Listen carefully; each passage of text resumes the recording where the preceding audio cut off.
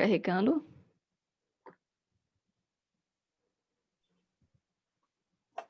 No ar.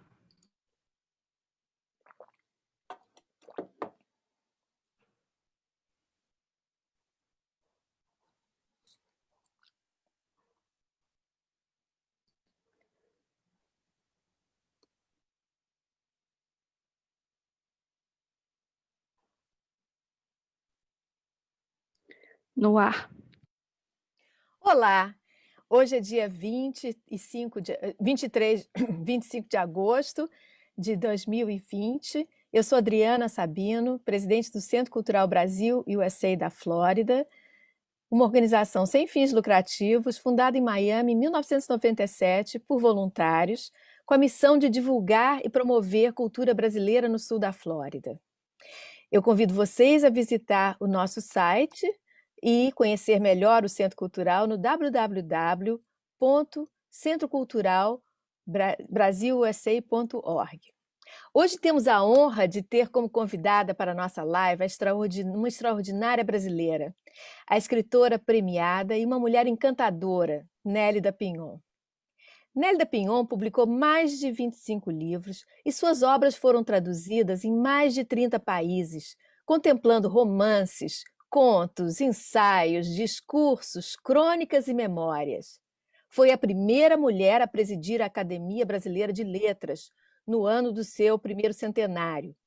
Recebeu inúmeros prêmios e distinções, dentre os quais se destacam os prêmios Juan Rulfo, do México, Menéndez Pelayo, da Espanha, Casa de las Américas, de Cuba, Jorge Isaacs, da Colômbia e Jabuti, do Brasil.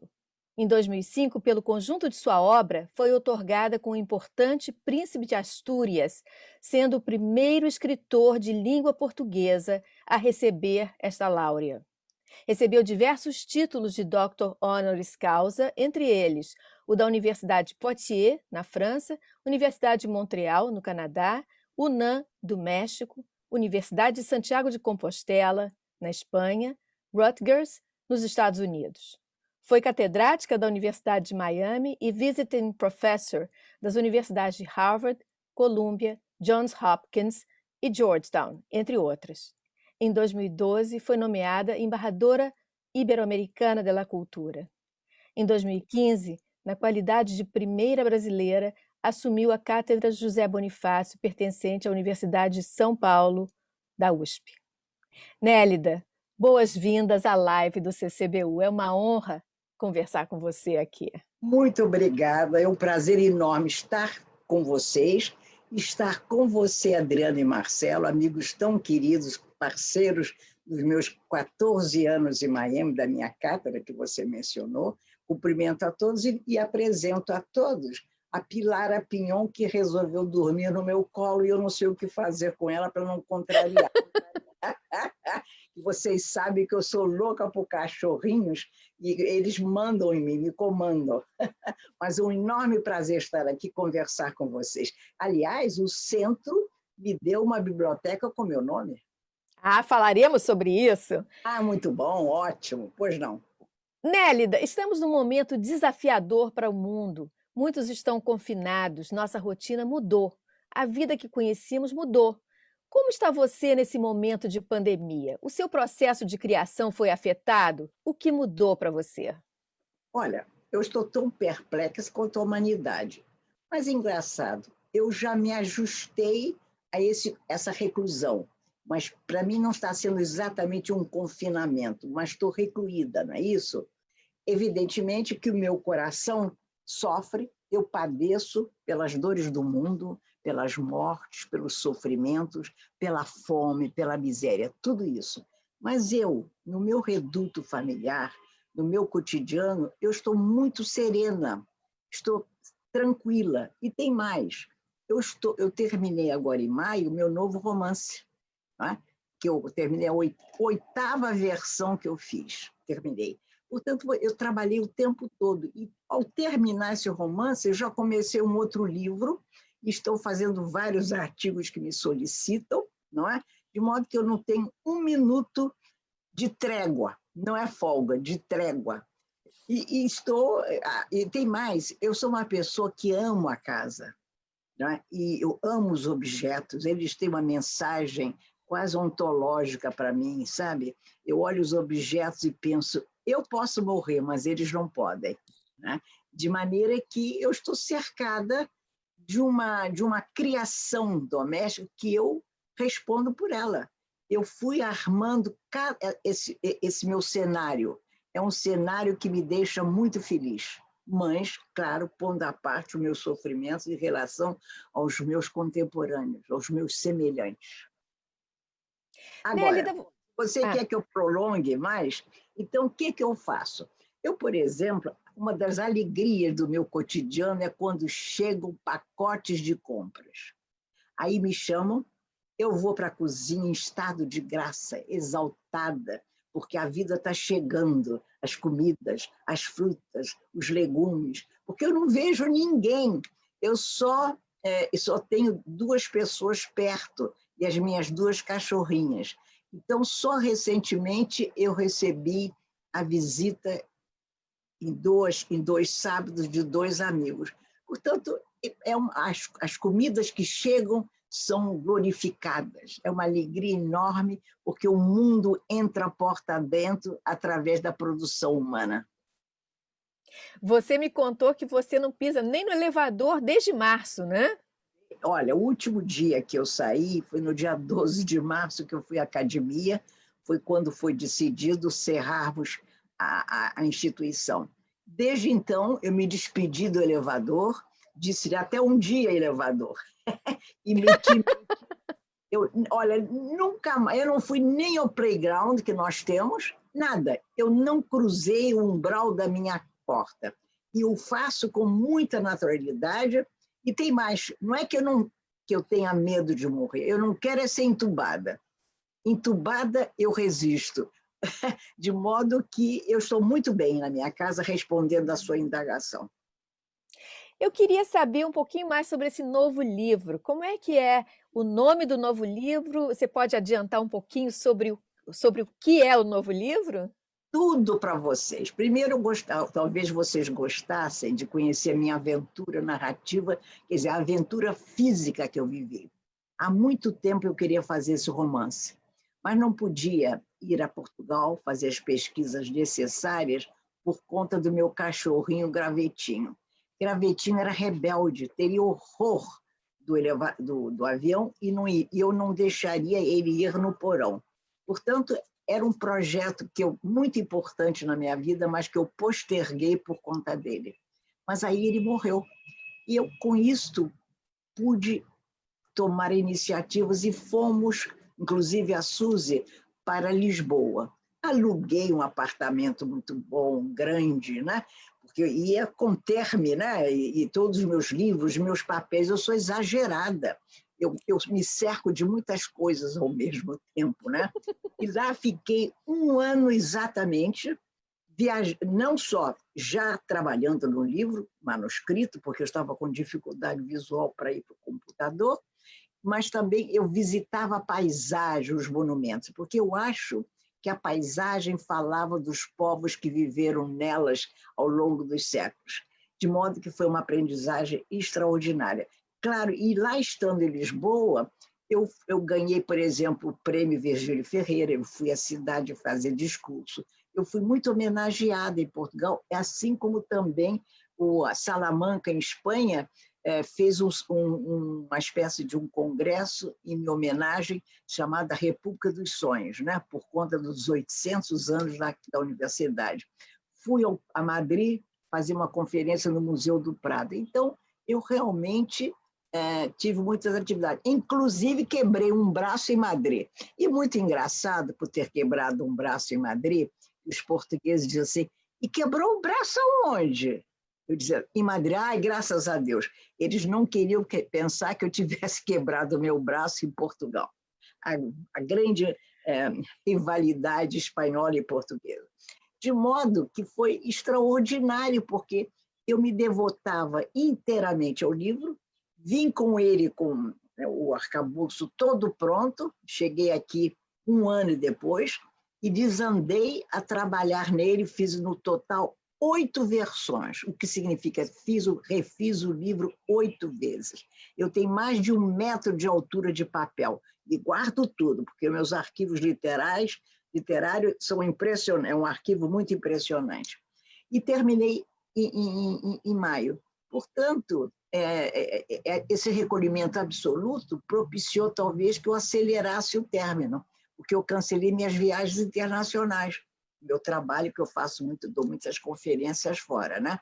De modo que ter conhecido, sentido o pulsar da língua portuguesa assim nos seus, sabe, nos seus interstícios territoriais foi uma maravilha.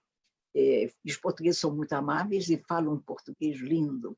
E eu pude então, porque o romance chama, sim, vou lhe dar o nome, Um Dia Chegarei a Sagres. Sagres é a ponta setentrional de Portugal.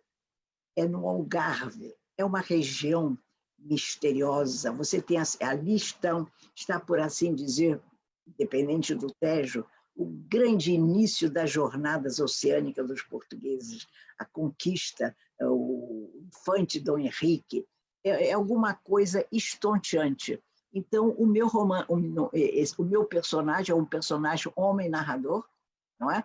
E o livro vai sair, já está praticamente pronto, tudo já está encaminhado, a parte técnica, capa pronta, as orelhas prontas, a quarta de capa também pronta, não é? Já foi todo diagramado, está tudo pronto, é só uma coisa ou outra, umas promoções que vamos fazer, né? Começamos até amanhã, e final de setembro começam as pré-vendas. Em outubro, portanto, o livro está ao alcance de todos. Agora, uma coisa que eu acho que você vai gostar de saber, todos vão querer saber. O bom senso pedia que o livro não saísse esse ano, mas eu não tenho bom senso em relação à literatura. Não tenho, eu só tenho paixão e fidelidade. Então, quando me foi ponderado que talvez esse romance, pela qualidade que, segundo eles acreditaram, deveria sair no ano que vem, eu disse, não, vai sair agora. Eu quero dar provas públicas ao Brasil, à língua portuguesa, que eu acredito na literatura, que a literatura merece toda a minha abnegação, a minha paixão, a prova da sua grandeza. Não dos meus livros, mas da literatura. Então, eu quis dar prova pública da importância do livro no Brasil e da literatura nesse nosso país e na nossa língua. Olha, que atitude corajosa essa. Total. Que beleza. Típica de Nelly da Pinhon. É verdade. Eu ainda sou aquela menina corajosa que enfrentava tudo. Então, eu sinto que foi um gesto, eu não diria heróico, mas um gesto natural e de confiança. Eu penso o seguinte, querida Adriana, mesmo se eu não vender, não tem importância, porque o livro existe. Ele não só entra no meu currículo de escritora brasileira, como na consciência literária dos brasileiros. É isso que me importa. Daí, que notável! Você poderá adquiri-lo no Amazon. Maravilha, maravilha. E eu ainda vou ficar no assunto do livro um pouquinho, porque eu estou muito intrigada. Pois não. Quando você foi para Portugal, você já tinha a ideia desse romance? Você foi para Portugal para escrever o romance, é isso? Unicamente por essa razão. Mas eu não podia ter ido antes por conta do meu gravetinho. Quer dizer, o gravetinho criava obstáculos para a minha criação desse livro. Os outros eu ia escrevendo.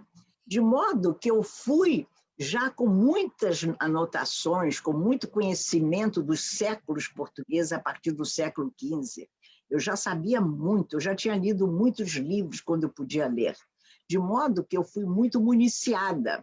Mas lá, além de complementar algumas informações, o que eu mais queria era o sonido, o som da língua portuguesa, porque eu ia ser capaz de, a despeito da modernidade da língua portuguesa de hoje, eu ia enveredar pelos seus sons e iria até o século XV em termos fonéticos, em termos linguísticos, em termos de ruído linguístico.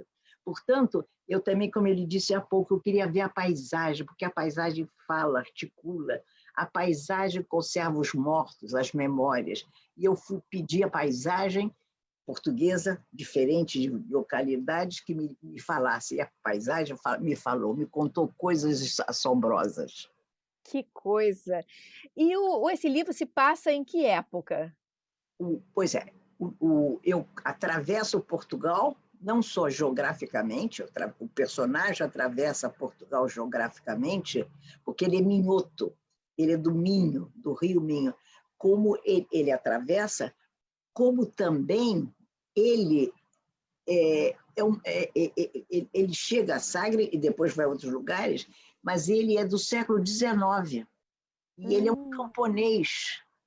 Ele tem uma origem modestíssima, mas tem uma imaginação potente. Então, de certo modo, qualquer erro histórico que eu pratique, eu vou atribuir a ele. Maravilha! Que maravilha! Eu fiquei curiosa com o seu processo. Você disse que reescreveu praticamente 8 vezes o livro. Isso acontece com todos os seus livros ou só com esse? Todos os meus livros. Eu acho o seguinte, eu começo a escrever e eu não corrijo nada enquanto eu escrevo. Eu sigo adiante. Eu obedeço às obrigações impostas pelo texto e a paixão que eu sei que existe na linguagem e no que eu vou dizer. Então, eu vou até o final. Pode levar meses esse processo. Depois, eu tenho tudo outra vez, só que agora no ordenador eu imprimo tudo. Cada versão eu imprimo. Aí eu vou ler o livro, eu vou trabalhar cada palavra, cada frase, cada capítulo. Portanto, eu posso retificar tudo que eu estou escrevendo. E aquelas coisas que merecem ser preservadas, elas vão, mas sempre há lacunas invisíveis no texto. O texto tem lacuna, todo o texto, que o escritor deve preencher com a sua recente e renovada sabedoria. Ele tem que desconfiar do que ele escreve. É preciso que ele veja o invisível do texto, veja o que há nas camadas interiores de cada frase, porque às vezes o mais bonito está lá embaixo. Ou seja, você tem que ouvir o ruído, aquilo que eu disse há pouco, da poesia, da língua e da minha língua, que é a com a qual eu vou escrever. Para mim, o mais fascinante, mais que a própria criação, que é arrebatadora e dramática e quase insidiosa, o que me fascina, querida Adriana, é refazer, porque aí eu vejo até onde é que eu estou em matéria da criação, o quanto eu progredi, o quanto eu sou capaz de reformar e ter a boa humildade de não aceitar uma frase que o texto me impõe. Olha, que coisa mais linda você ter compartilhado com a gente esse seu processo. Dificílimo, porque você tem que desconfiar de você. Eu não posso ficar vaidosa. Se eu me achar, como diria a gíria, eu nunca disse gostosa, primeira vez na minha vida que eu estou dizendo, mas tira, apaga, que eu não gosto. Eu sou uma pessoa que eu desconfio do meu talento. Fora do texto, quer dizer, no texto que eu desconfio, fora do texto eu acho que eu tenho algum talento. Mas quando eu estou no texto, eu tenho que desconfiar dessa Nélida que está a serviço da língua portuguesa, da criação, da universalidade da língua, da criação literária. De modo, o que eu mais gosto de fazer é me submeter a esse processo, que é penoso. Você, às vezes, o mesmo parágrafo faz 5, 7 vezes nessa versão, fora que ainda depois, nas outras versões, eu vou mexer. Não, se vocês forem ver o que eu faço, como diz, até Deus duvida. Sendo que, antigamente, nos primeiros livros, sobretudo, por exemplo, na República dos Sonhos, é um verdadeiro... É um trabalho de bordadeira, de uma tessitura finíssima, porque naquele tempo eu escrevia com uma máquina Hermes e não tinha espaço. Então, eu escrevi, além de ter escrito, eu ainda corrigia o manuscrito à mão. Então, a mesma página parece um desenho. É realmente é um trabalho que comove, se eu posso dizer isso. Que beleza! Eu acho que nós todos vamos agora ler seu livro com outro entendimento, outra apreciação. Sim, vamos ver como é que eu costuro, como é que eu alinhavo primeiro, como é que eu costuro, quais são os acabamentos da minha costura e como é o sustentáculo da minha engenharia, da língua que eu vou fazendo dentro desse romance, ou de todos os meus textos. Todo o meu texto, eu luto para que ele tenha a limpidez que ele quer, mas, ao mesmo tempo, que ele guarde a riqueza que ele precisa. Que beleza, que beleza. Obrigada. Você falou umas 3 vezes sobre gravetinho, e você escreveu num dos seus livros que, aspas, não estava preparada para esse amor. É Como é que verdade. você descobriu essa paixão, Nélida? Olha, é uma coisa fantástica. Olha, não só eu o amei e amo profundamente, como ele a mim também. Eu acho que ele me educou bastante. Ele me trouxe a categoria moral dos animais. Eu pude entender o sofrimento dos bichos. Hoje eu sou a maior defensora até da cobra. Eu não quero estar perto dela, que eu tenho pavor de cobra. Mas eu vou defender todos os bichos, porque eu acho que nós somos carnívoros. Carnívoros somos nós, não eles. Eu desconfio da crueldade humana com os bichos. Eu sofro. Tanto que as pessoas já sabem, não me contam as maldades que são feitas aos bichos, porque eu não durmo mais, eu fico num sofrimento, numa incapacidade de protegê-los. Eles padecem muito. Então, os meus bichos, as minhas bichinhas aqui em casa, são rainhas, são tratadas melhor do que eu sou tratada. E eu acho muito bom que seja assim. Bom, mas voltando ao Gravetinho. Então, foi um convívio extraordinário, o Gravetinho. E ele tinha um temperamento forte, gostava da culinária, gostava dos queijos franceses. Ele era impressionante. E ele, ao mesmo tempo, era um ser transcendente. Ele se sentava na sala e ficava assim, olhando o céu, um longo tempo, talvez vendo os pássaros, quando os pássaros vinham, ou então pensando no outro lado do mundo. E ele me deixou, quando ele morreu, foi uma tristeza infinita. E eu agora gostaria que vocês todos soubessem, eu estou fazendo um livro sobre ele, já tem umas 50 páginas. E sabe qual é o título? Qual? Ainda bem que você perguntou, estava esperando. Gravetinho, o Imperador. Ai, mas isso é fantástico. Então vai ser outro grande animal na literatura brasileira, junto com os grandes. Mas você sabe que quando saiu, não me lembro qual foi, quando saiu o livro das horas, que eu falo muito dele, Gravetinho, o grande editor e poeta Pedro Paulo de Sena Madureira, que tem um temperamento assim, teatral, me telefonou de São Paulo. Nélida, este é o terceiro cachorrinho da literatura brasileira, junto com Machado de Assis, Graciliano Ramos e eu. Ai, mas isso vai ser fantástico! Você sabe que esse livro, que hoje acabou de ser incluído como finalista do Prêmio Oceano, que soube hoje, meu livro está incluído nas finalistas do Prêmio Oceano, que é um grande prêmio, foi hoje. O livro é Uma Furtiva Lágrima, é dedicado ao Gravetinho. Que lindo. E tem mais, esse livro Um Dia Chegarei a Sagres, eu decidi dedicar a pessoas que eu digo amigos e cúmplices português, que me ajudaram muito nesse ano em Portugal. E ela encabeça a lista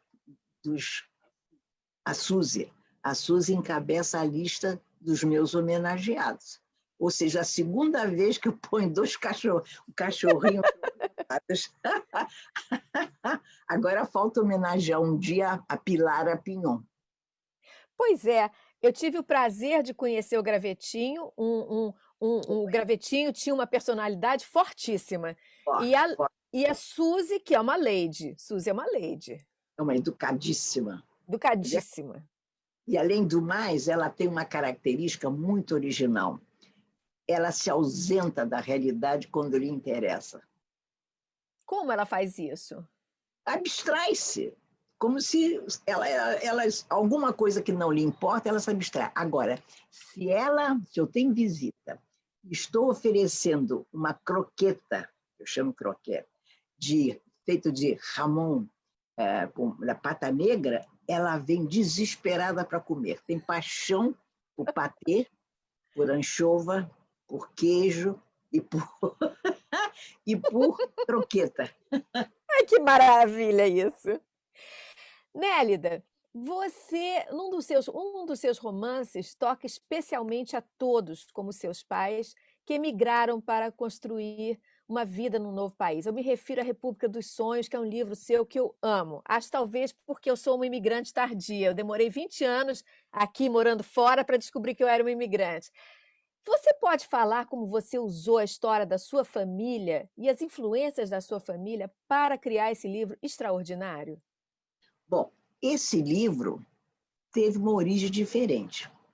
Eu queria fazer um romance que tivesse assim, arrastasse consigo a história, mais que a história de um país, a história de uma nação, de uma época.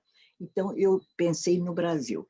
E, inicialmente, eu queria criar um contraponto e pensei que o contraponto da visão que os brasileiros teriam do próprio país, eu resolvi chamar, quer dizer, como personagens, os visitantes, aqueles que vieram para o Brasil, o von Stade, esses grandes europeus, sobretudo alemães. Mas aí eu pensei que não era o que eu queria. Durante a preparação desse romance, que era um romance, meu Deus, de uma maneira continental, e eu achei que não, porque ainda que eles amassem o Brasil e fossem fiéis de acordo com a sua percepção da história do Brasil, o Brasil do século XVI, XVII, XVIII, XIX, eles tinham uma visão europeia e tinham uma linguagem europeia. Aí, de repente, eu pensei, meu Deus, eu tenho um privilégio de ter nascido numa casa de imigrantes, então eu vou fazer o seguinte, os brasileiros e os imigrantes, porque os imigrantes também vieram trazendo as suas utopias. A utopia não é só elegante para os elegantes, a utopia não pertence apenas àqueles que sonharam de uma forma portentosa.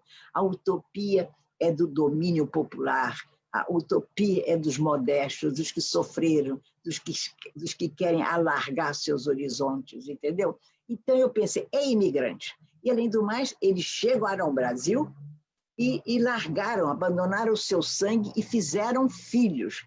E quando o imigrante faz um filho, ele está perdido, ele nunca mais volta para o seu país. Ele é um ser dividido, ele é um ser repartido entre a terra nostálgica que ficou atrás e o novo país que ele passa a amar profundamente. Então, eu nasci nesse lar de imigrantes. Isso, para mim, foi uma coisa mais extraordinária da minha vida, talvez. Por quê? Porque eu me dei conta, muito cedo, que me cabia viver na esfera de duas culturas. Eu era herdeira de duas culturas, a cultura brasileira, a galega espanhola. Portanto, eu ia desfrutar das maravilhas, das contradições, das culturas, das línguas, né? E foi verdade. Então, com esse conhecimento ainda se aprofundou, quando aos 10 anos eu fui levada para a Europa, para a Espanha, uma viagem espantosa, porque a Espanha passava uma miséria extraordinária. Portugal talvez, mas a Espanha muito por causa do Franco, né? Ele não estava incluído no plano Marshall, nunca esteve. De modo que meu pai, sabendo disso, pediu que minha mãe mandasse fazer malas, sabe? Inclusive minha mãe mandou fazer malas, armário, que o pessoal de teatro antigamente tinha, né? Com gavetas, tudo isso eu vi na minha casa. Eu achava aqueles preparativos extraordinários. E comprava geleia, marmelada, goiabada, café, sabonete, sapato, fazenda, de tudo que você pode imaginar que não fosse perecível, iam para as malas, para os baús. E lá fomos nós, minha mãe, meu pai, eu e meus avós, pais da minha mãe Carmen, meus avós, Amada e Daniel Gallegos. Só que é aí que você vem o que eu estava dizendo. Eles amavam tanto o Brasil, tinham filhos e netos, que eles pediram o seguinte: nós vamos, mas se morrermos lá na Galícia, olha que eles eram galegos, vamos ser embalsamados e devolvidos ao Brasil, porque queremos ser enterrados no Brasil. Que beleza isso! Eu sou dessa família, eu sou de uma família que me ensinou desde menina a amar profundamente o Brasil, sem perder, evidentemente, as maravilhas que se adicionaram à minha vida na Galícia e na Espanha até hoje. Né? Então, foi um enriquecimento contínuo, moto perpétuo. Né? E aí, lá fomos nós. Olha, de barco, claro. Quando nós chegamos na Galícia, era novembro, chovia, um frio, porque novembro e Galícia faz muito frio. Então, nós, no convés, à beira do barco, lá embaixo, os familiares, os amigos, as mulheres de negro, e todos acenando para nós. Eu detestei aquilo. Detestei aquela gente lá embaixo, detestei o frio, sabe? Eu tinha a sensação, quando me abraçavam, me beijavam, que eu era o menino Jesus, sabe? Ou então Moisés, quando eu encontro ele na beira do Nilo. Me beijavam. E depois me falavam numa língua que eu não entendia, que era o galego. Eu detestei a língua galega naquele momento. Eu achei uma língua gutural, da garganta, sabe? Sem finura de emissão. Muito bem. Mas aí fomos para os carros, não sei quantos carros que iam levar tanta bagagem, os amigos. Quando chegamos na aldeia do meu pai, Borella, querida, chovia tanto que os carros não conseguiam passar na estrada que nos levaria à casa da minha avó Isolina. Meu bem, tiveram que mandar trazer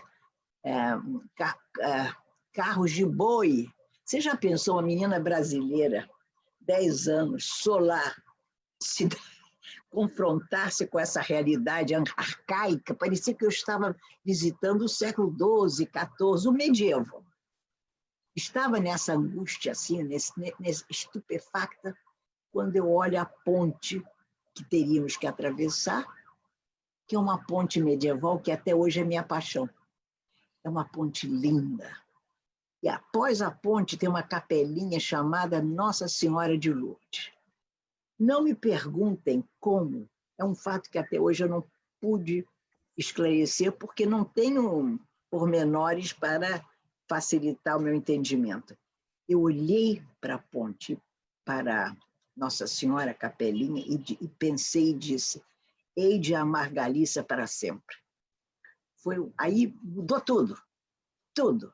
A língua passou a ser linda, eu passei a amar profundamente Galícia, a amar os poetas da Mico, do tempo do 12, sabe? Martí Kodáksy, depois, mais tarde, Rosalía de Castro. Eu amei a literatura, amei a Santiago de Compostela, aquela catedral deslumbrante, né?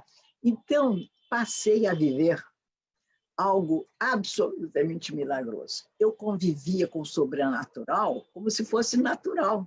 As bruxas ali, querida, são tidas como seres mágicos, amigos dos homens, não querem o mal do ser humano. Que, aliás, o conceito de bruxa foi a igreja que dificultou a aceitação. Matar bruxa, no período, sobretudo, da Inquisição, mataram milhares e milhares e milhares de bruxas, que eram as heréticas, as pessoas que pensavam o contrário ao códice dramático das religiões e da Igreja Católica. Então, eu estou falando demais, mas você me perguntou, eu estou contando as coisas. Não, estamos adorando isso. Não fale, por favor. Eu passei ali 2 anos. Viajávamos, ia a Madrid, fomos a Lisboa, a cidade. Olha, talvez eu possa dizer que foram os anos mais felizes da minha vida. E olha que eu não sou desgraçada, não. Mas eu era tão feliz. Eu tinha uma liberdade tal. Meu pai mandou fazer para mim um cinto e uma bolsa de couro, tudo de couro, para eu guardar pão, maçã, pedaço de toicinho, pedaço de ramon e um canivete que se tornou para mim o símbolo da liberdade. Com aquilo, eu ia levar, às vezes, as vacas ou as ovelhas, né, para um monte, que era um monte chamado Pé da Moa. Eu adorava esse monte. Eu ia para lá, ficava horas com os bichos, sem medo, sem temor, encantada, olhando a paisagem. E ali havia um vento chamado Aire Norte. Você sabe que os ventos do mundo são maravilhosos. Eu conheço a história dos ventos. Os ventos têm uma genealogia poderosa. Muito bem. Então, eu ficava ouvindo. E, além do mais, às vezes, esse aire norte se confundia com o uivo dos lobos. Naquela época havia muitos lobos. Mas eu não tinha medo dos lobos. Eu era a menina mais feliz. E você vê como tudo isso permitiu que esse material todo foi para a República dos Sonhos. Foi. Toda essa experiência, os velhos. Exatamente. Há o personagem velho do Chan, velho Chan, que na República dos Sonhos ele defende os pobres, ele defende a narrativa dos pobres, que os pobres têm uma história, não é só o rico que pode contar uma história. Ele encarna a oralidade dos seres humanos, né? E ele, inclusive, era exatamente aquilo que eu pensava, ele ia perdendo os dentes, que os dentes caem à medida que você conta a história, por causa dos anos que vão vindo. Tudo isso eu aprendi entre os 10 e 12 anos. Eu até hoje conheço tudo isso, a minha memória foi fertilizada por tudo isso. Vou contar uma outra coisa, já que você quer que eu fale. Toda vez que eu vou à Galícia, eu vou a Cotobade e vou à aldeia, onde tem um centro cultural Nelly da Pinhon. Lá na Espanha tem biblioteca com meu nome, tem prêmios com meu nome, tudo isso. Então, eu me lembro que um dia eu fui a Borella, a terra do meu pai, já adulta, já feita, escritora, tudo isso e tal. E eu vi na estrada, no caminho, melhor dito, um homem de boina, velhinho, com um cigarro caído assim. Eu falo com todo mundo, você sabe que eu falo com todo mundo. Sim. Aí eu fui cumprimentar, como está você? Ele olhou para mim, quem é você? Eu sou Nélida. Ele disse de onde era, da terra da casa da minha avó, Porta Carneiro, tudo isso. Aí eu olhei para ele e disse, eu acho que eu sei quem é você. Eu não podia saber quem ele era. E fiquei olhando o rosto dele. Aos poucos, eu fui retirando todas as rugas dele, com meus olhos. Fui tirando e fui rejuvenescendo esse homem. De repente, eu vi quem ele era, que eu conheci com 10 para 12 anos. Eu já era uma mulher de 70, sei lá, 60 e tantos anos. E eu olhei para ele, você é Juan? Ele disse, como? Sim, você é Juan, hermano de Pilar, e você não é de Borella, você é nascido em Granha, La Granha. Ele não podia acreditar que eu pudesse ter guardado o rosto dele dessa forma, tendo privado ele das suas rugas. Eu o fiz um jovem, porque ele trabalhou na casa da minha avó no passado, quando eu tinha entre os 10 e 12 anos. Você já pensou? Ou seja, Coisa notável. tudo isso foi para o livro. E a história do Brasil. O livro Sim. é a história da Europa, quer dizer, e a história também das peregrinações medievais, da história do Brasil. É um encontro que tenta explicar o que é uma nação, o que é essa América. América no sentido que se dizia antigamente, quando os imigrantes atravessavam o Atlântico, eles diziam, vamos a ser América. Não era ir para a América, era fazer a América. Ou seja, adicionar a sua força de trabalho ao progresso da América. E a verdade, é preciso que se reconheça, e não se fala isso o suficiente, que os imigrantes de todas as castas, de todas as etnias, enriqueceram o Brasil. O Brasil, a partir do século XIX, passou a ser, a meu juízo, um país diferente, mais rico. Que coisa notável. Eu estou aqui com o livro, porque esse livro é uma das minhas paixões. E eu acho que todo mundo que imigrou, ou todos os brasileiros, têm que ler esse livro. É um livro notável, gente. É espetacular. Você sabe que alguns escritores, Carlos Fuentes, Garcia Marques, leram, teriam desejado escrever esse livro, e isso me honra muito. Olha só. Agora, eu queria te perguntar uma coisa. Aliás, queria que você comentasse, porque eu queria que você falasse um pouquinho do seu tempo em Miami, porque foi Adoro. como é que você veio parar em Miami, inclusive aquela história absolutamente notável daquele assalto. É verdade. Gente, as pessoas têm que conhecer a Nélida, destemida, a Nélida elegante até debaixo do estresse total. Você sabe, dois altos funcionários do Banco do Brasil que trabalhavam em Miami e um amigo brasileiro me trouxeram a informação: Nélida, aplique-se, tente conseguir essa cátedra, a cátedra Henry King Ford. Henry King Stanford. Era ocupada pelo grande escritor Isaac Bashevis Singer, um escritor que ganhou o prêmio Nobel. Por isso, ao ganhar o Nobel, ele se afastou, queria se afastar. Então, eles abriram para o mundo a disputa pela cátedra. Foram 100 ou 120 candidatos do mundo inteiro. E eu não queria, porque eu não gosto desse tipo de disputa, mas, enfim, aceitei e fui criando tudo que eles pediam, mandavam o meu currículo, tudo que eles pediam. E houve um momento que eu soube que eles pediram referências a grandes escritores. Eu soube depois aqui. Eles pediram ao Mário Vargas Llosa, ao Garcia Marques, a Toni Morrison e ao próprio Isaac Bashevis Singer, que leu A República dos Sonhos em inglês e adorou e quis que eu fosse a vencedora. Eu tive o respaldo do Bashevis Singer, e sendo que o Garcia Marques, sabe o que disse? Eu tenho isso. Pois olha, numa frase eu digo tudo: eu quero ser aluno de Nélida Pion. Uau! Aí, eu estou na minha casa, sou assaltada por 3 homens que entram na minha casa, recruto a vizinha e a empregada, que depois descobrimos que a empregada que foi a responsável pelos ladrões, e fomos rendidas as 3, durante 2 horas e tanto. E foi muito engraçado. Você morava na Barra, né? Nessa época? Mas aí uma coisa muito engraçada. Assim, com a arma na cabeça, revólver. Ai, que horror. Tudo, revólver. E, além do mais, levaram todas as joinhas que eu tinha da minha avó e o dinheirinho que eu tinha para pagar o coquetel da Academia Brasileira de Letras, que eu ia tomar posse dias depois. E tinha os originais do discurso ao lado. Só tinha pavor que eles pegassem os originais do discurso, meu. Muito bem.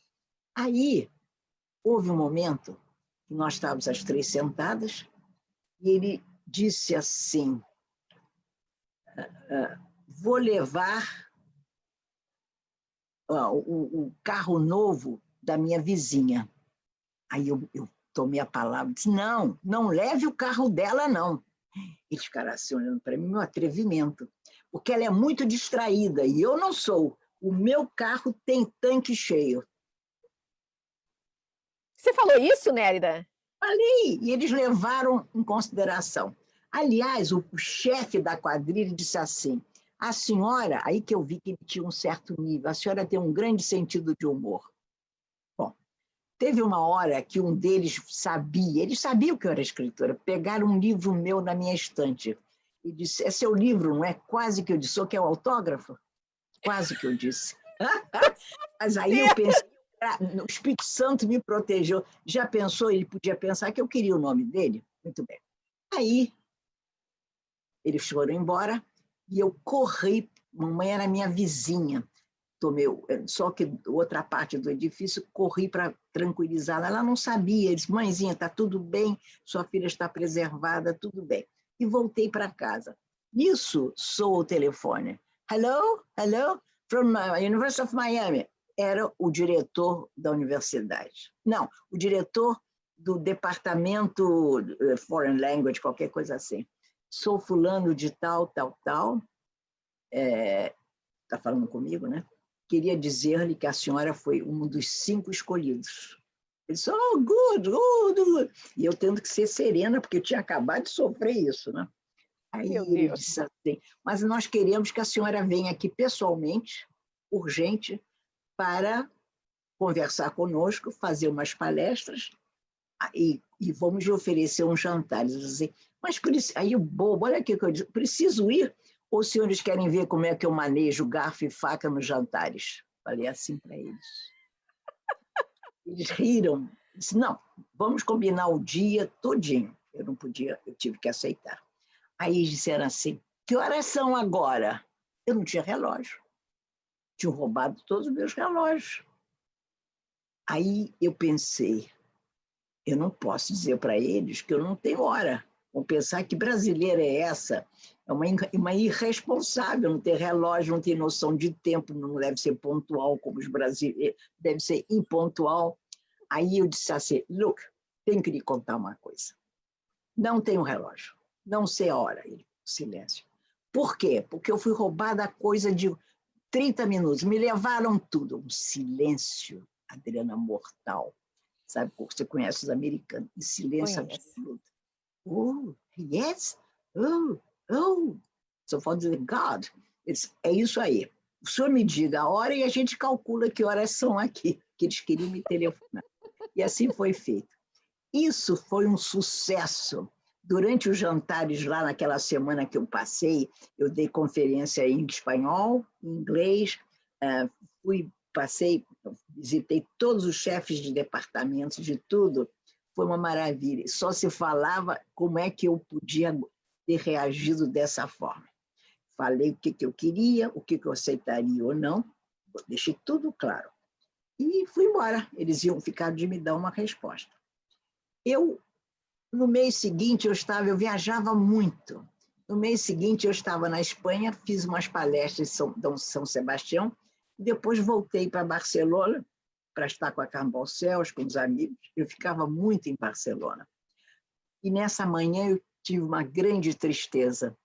Eu li nos jornais que morrera meu querido amigo e grande escritor Manuel Puig, um grande escritor, O Beijo da Mulher-Aranha. Uhum. Nisso, o telefone toca, em inglês. Era o presidente da universidade dizendo que eu ganhara. Eu fiquei, muito obrigada, hello, assim. De repente, ele disse assim, a senhora quer ir para que departamento? Ele falou como se eu soubesse o que eu queria. Eu disse, senhor, eu não sei o que eu quero, porque eu não sei o que vocês estão me oferecendo. O senhor escolhe aí que eu vou. E assim foi feito. E você sabe que eu viajei no dia seguinte que eu tomei posse na academia? E com isso eu não sabia, eu contrariei um protocolo da academia, que diz o seguinte, quando você toma posse na academia, na quinta-feira seguinte você vai ao plenário para ser aplaudido. E eu não fui, fui para Miami. Onde você ficou quantos anos? Mas olha, eu adorei Miami. Eu acho Miami uma cidade cosmopolita. As pessoas não entendem Miami, os brasileiros. Só vão a Miami para fazer compras. Não conhecem essa Miami cosmopolita, como eu disse, essa que atende a várias culturas, a várias gastronomias, a vários comportamentos. É uma cidade muito bonita e que nos últimos anos prosperou muitíssimo em matéria de arte. Muito. De modo que eu estou louca para voltar a Miami. Então está aqui o convite, já. Visitar vocês e visitar a minha universidade. Uma maravilha. E um dos pontos altos da história do Centro Cultural foi justamente a inauguração da nossa biblioteca com o nome de Nélida Pinhon. Nós, em 1999, o Centro Cultural era uma organização jovem de 2 anos apenas, nós resolvemos criar uma biblioteca em português, de acervo em português brasileiro, aberta ao público, ia ser a primeira biblioteca. E nós pensamos em Nélida. Por quê? Porque Nélida era a grande ponte, sendo catedrática, né, a titular da cátedra do Henry King Stanford, que é uma cátedra importante no Departamento de Línguas Estrangeiras da Universidade de Miami, ela era a perfeita ponte, a ponte entre as duas culturas, a brasileira e ela representava como ninguém a missão do Centro Cultural. E Nélida foi lá inaugurar a nossa pequena biblioteca com o carinho e a elegância que lhe é peculiar, fez um discurso belíssimo que até hoje é lembrado.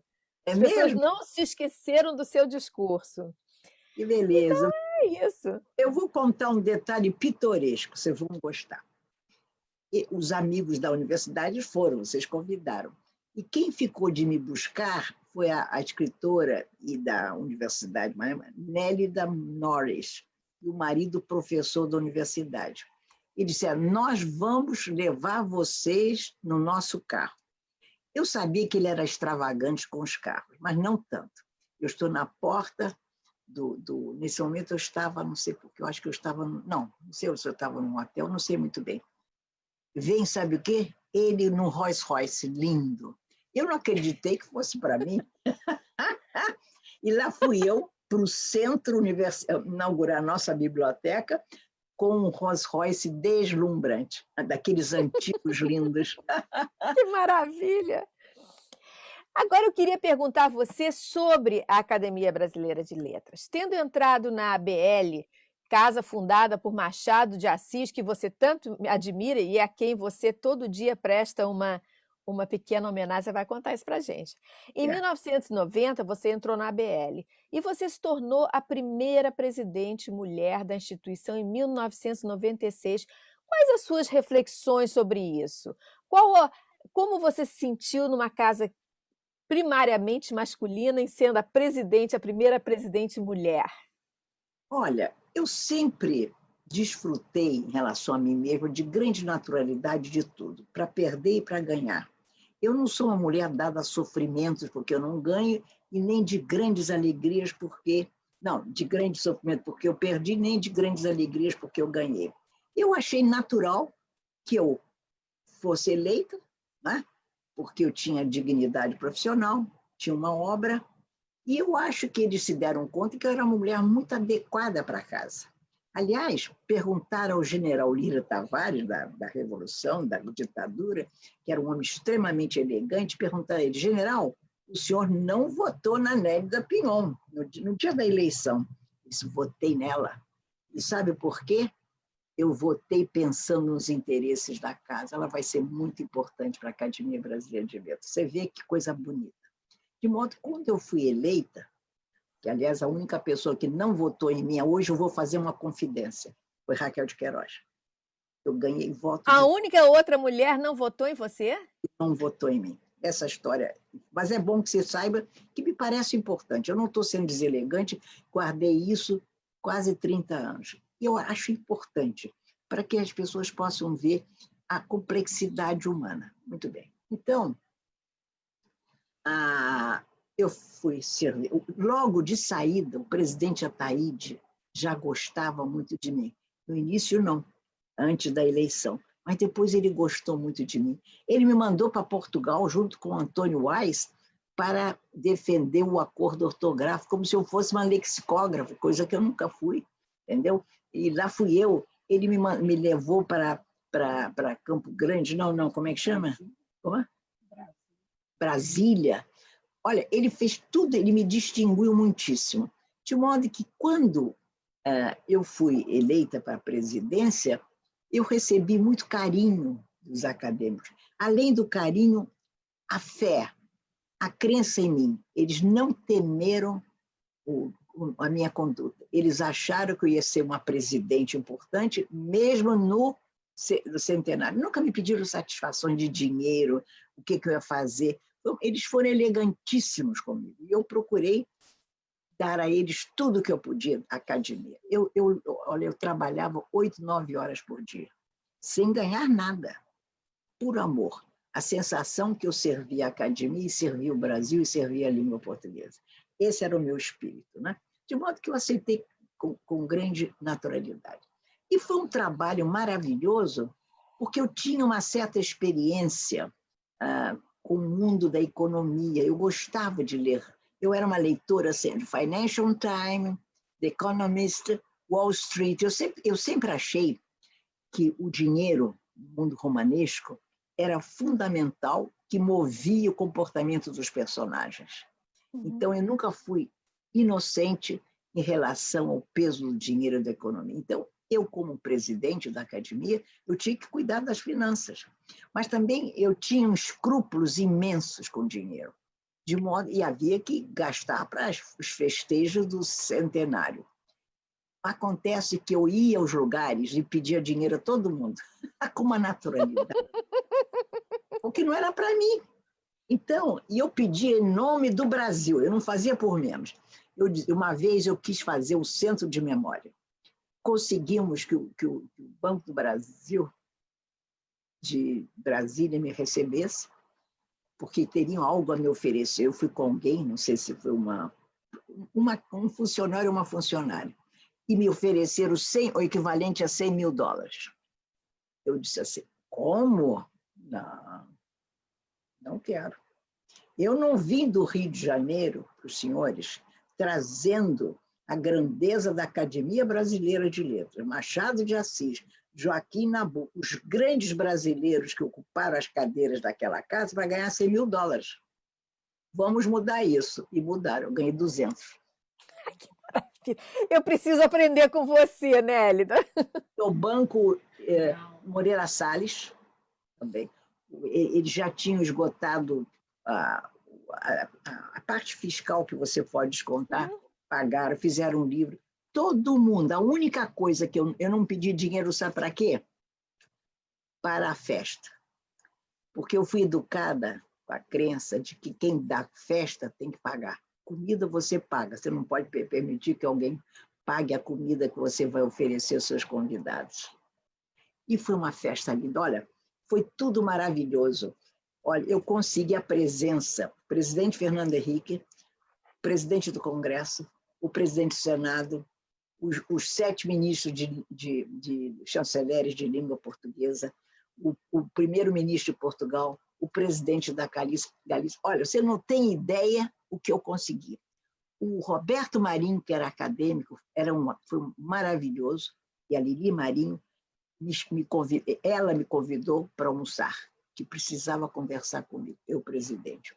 Disse, Roberto, quer saber do seguinte, nós queremos oferecer alguma coisa. O que precisa para o centenário? Eu estava absolutamente despreparada para dizer alguma coisa, e não me ocorreria pedir, né? Ele era um acadêmico como nós, né? Aí eu não sabia, ela disse, mas eu acho que seria bom, sabe o quê? O que, Lili? Um banquete, um jantar enorme para todo mundo. Conclusão, foi um jantar deslumbrante de 200 convidados na casa do casal Roberto Marinho. Foi tudo assim, tudo trabalhava a meu favor, mas eu trabalhava tanto que eu só pensava o seguinte, se falhar eu vou tomar um avião, vou sair correndo para a Europa, vou desaparecer. Uma responsabilidade enorme. E você deu conta divinamente, como sempre. Conta pra gente aquilo que você faz todo dia quando você entra na academia. Você passa pela estátua do Machado de Assis, é verdade isso? Verdade. Agora todo mundo já sabe, antigamente não sabia. Eu passo, acerco-me do busto dele, que está em cima de uma peça de mármore, sentado, né? E eu não falo alto, claro, mas eu converso com ele. Cumprimento ele e converso. Sempre tem um assunto a tratar com Machado de Assis. E sempre digo senhor, não tenho a menor intimidade, não o tuteio. Nada de tutear Machado. Você vai bem, Machado? Essa coisa horrorosa que hoje fazem no Brasil. Eu sempre digo, a intimidade é uma conquista. Né? É preciso que eu diga assim, eu dispenso você de me tratar de senhora e me chame de Nélia. É uma conquista maravilhosa. Se você se antecipa, você cancela uma experiência afetiva. Muito bem, então eu digo, senhor, mas ele nunca me dispensou, então eu tenho que continuar chamando Machado, senhor. Olha, é uma coisa muito bonita. Toda vez que eu vejo jovens, eu fiz um projeto na academia que até hoje vige, que é maravilhoso, visita guiada. Toda vez que, de repente, eu vejo as pessoas que são convidados, jovens, 30, 40 jovens, eu peço que eles todos se coloquem diante do Machado e está se tornando uma tradição ser fotografado diante de Machado de Assis. Eu lutei muito por isso. Todo mundo deve reverenciar Machado de Assis e se colocar diante dele, porque é como se você estivesse reverenciando a bandeira brasileira. Eu sempre digo, Machado de Assis é meu passaporte. É o meu passaporte brasileiro. Eu digo, se Machado de Assis existiu, o Brasil é possível. Gente, que maravilha! Com isso, nós estamos chegando ao fim, infelizmente, da nossa conversa. Nós temos aqui, eu vou mencionar alguns posts, alguns comentários da nossa audiência. Úrsula Mackenzie disse: Nélida é uma civilização e merece ser laureada com o Prêmio Nobel de Literatura. Generoso, muito obrigada. Você tem aqui, tem várias pessoas que acharam divertida a sua história do assalto. E outra, Sheila Feital mandou uma mensagem para você dizendo que você tem uma alma encantadora. É uma querida amiga que está vivendo em Cascais agora. E nós temos a audiência também no Uruguai. Zuli Glessi Silveira diz: uma maravilha tudo que está contando, Nélida. Desde o Uruguai, a parabenizo. Eu adoro o Uruguai. O Marcelo Sabino diz: estou adorando e viajando junto aos ventos de Nélida. Meu querido amigo. E aí nós vamos ter que, infelizmente, encerrar, chegamos ao fim. Como vocês viram, foi maravilhoso compartilhar essa conversa, a sabedoria, a elegância de Nélida. Nélida, muito obrigada. Eu queria agradecer a todos vocês que nos assistiram também. O vídeo vai ficar disponível no Facebook para quem não conseguiu assistir. Eu queria convidar vocês para a próxima live, que vai ser na quinta-feira, dia 3 de setembro, às 18 horas de Miami, e vai ser com o jornalista e escritor Larry Rotter, um americano, Larry Rotter, que escreveu sobre Rondon. Um grande tema. Diga a ele que eu tenho autógrafo do Rondon. Menina, eu escrevi, ele me mandou um retrato autografado. Eu tinha mesmo? 15 anos. Eu já fazia essas coisas. Eu era uma grande admiradora do Rondon. E o Larry escreveu uma belíssima biografia de Rondon, que é quase uma biografia do Brasil, República, interessantíssimo, e nada mais relevante do que Rondon nos tempos de hoje no Brasil, em que os índios estão sendo ameaçados, a Amazônia está sendo ameaçada, então nós vamos falar sobre isso. Grande tema. E eu queria passar a palavra para a Nélida de novo, para dar a mensagem final para vocês. Pois olha, eu quero dizer que eu adorei. Eu tive a sensação que eu estava na minha sala com você, com o Marcelo, com todos os aqui que nos assistiram, tomando um cafezinho, um biscoito de polvilho, seguindo a grande tradição, pelo menos a tradição de outrora, né, da cordialidade brasileira. Foi um prazer enorme. Gostei de reviver as minhas experiências galegas, espanholas, a literatura, falei com muita sinceridade, passei para vocês a experiência que eu venho acumulando e que a cada dia eu acumulo mais ainda, como se eu pudesse contrariar aquilo que eu já vivi. Portanto, em busca de novos senderos, né? Foi maravilhoso, muito obrigada, fiquem com Deus todos e vamos salvar a amizade, o bem-querer e tenhamos esperanças e fé no Brasil. Obrigada, Nélida. Com você, a gente pode acreditar no Brasil. Amém. Tchau. Amém. Amém.